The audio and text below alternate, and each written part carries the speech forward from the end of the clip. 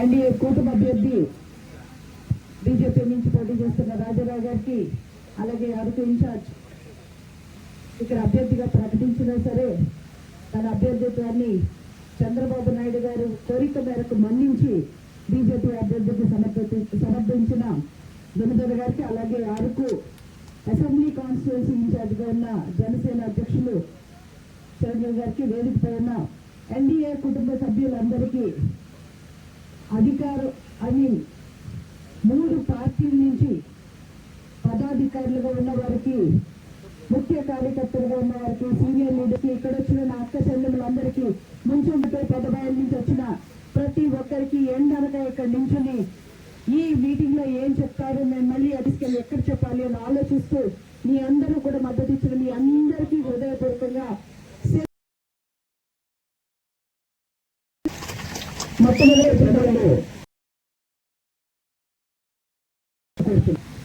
Mic ఇస్తూ అమ్మసలు ఎత్తండి అని చెప్పారు.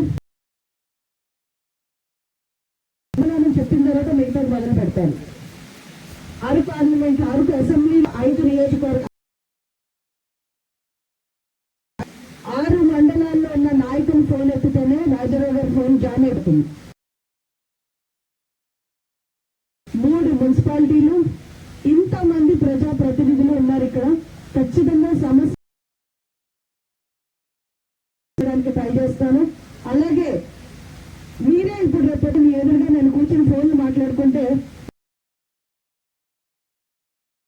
ఉన్నప్పుడు ఫోన్ మాట్లాడడం అనేది నేను నార్మల్లీ మాట్లాడను.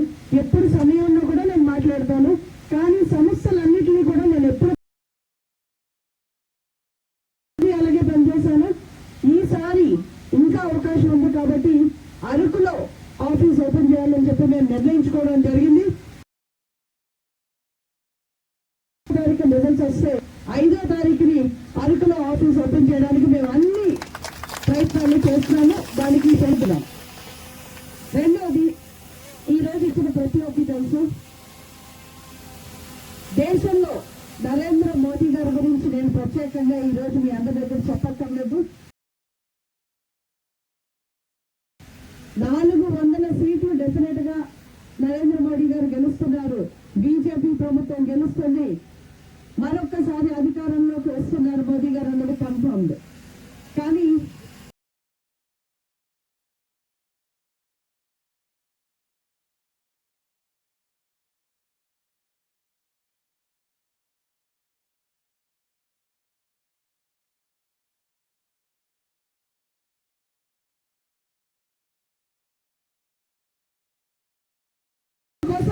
ఆంధ్రప్రదేశ్ ప్రతి బిడ్డ బాగుండాలి, మన జీవితాలు బాగు చేయడం కోసం ఈ రోజు ఒక సంకల్పాన్ని తీసుకున్నారు.